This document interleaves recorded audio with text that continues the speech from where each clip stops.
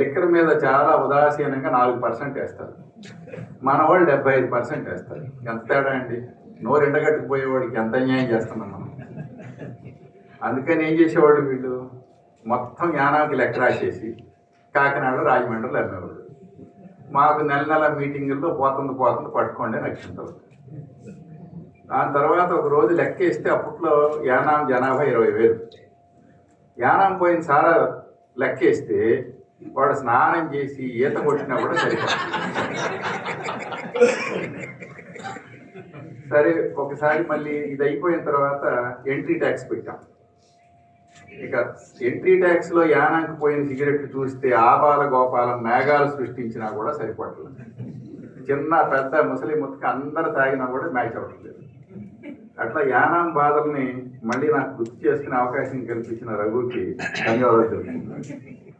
సరే, నా పుస్తకాన్ని గురించి పెద్దలందరూ మాట్లాడారు. నా పుస్తకాన్ని గురించి నేను మాట్లాడడం వంటవాడు వంటని గురించి మాట్లాడడం అనుకుంటుంది. సరే, వండిన వాడిని తిన్నవాడు చెప్పాలి, చదివిన మీరు చెప్పాలి. నేను ముందు మాటలో కూడా అదే రాశాను.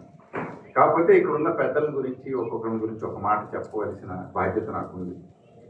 కేవి రమణాచారి గారు నాకు అగ్రజులు లాంటి వాడు, చాలా ఆత్మీయులు. వారు గత 10 ఏళ్ళకి పైగా నాకు తెలుసు. వారి హృదయంలో ఎప్పుడు చోటు ఉంది. నాకు ఈ మధ్య స్వాతిలో కూడా చోటు పెట్టారు ఆయన. ఎందుకంటే స్వాతిలో వారు రాస్తున్నారు. ఇప్పుడు నా సెన్స్ ఆఫ్ హ్యూమర్ సంగతి చెప్పారు, కానీ వారి సంగతి మీకు తెలియదు.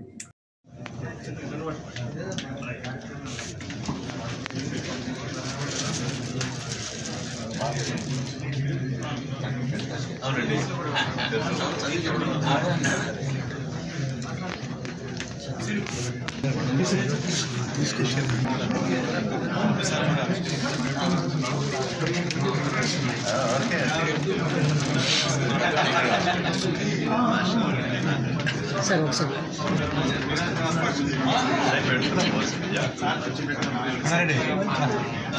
Okay sir.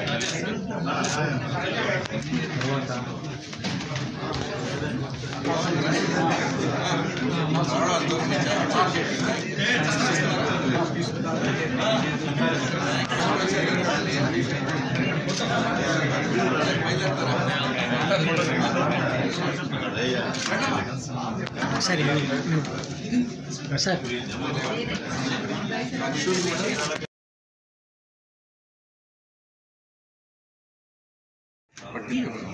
ఒక 6 నెలలు. Thank you.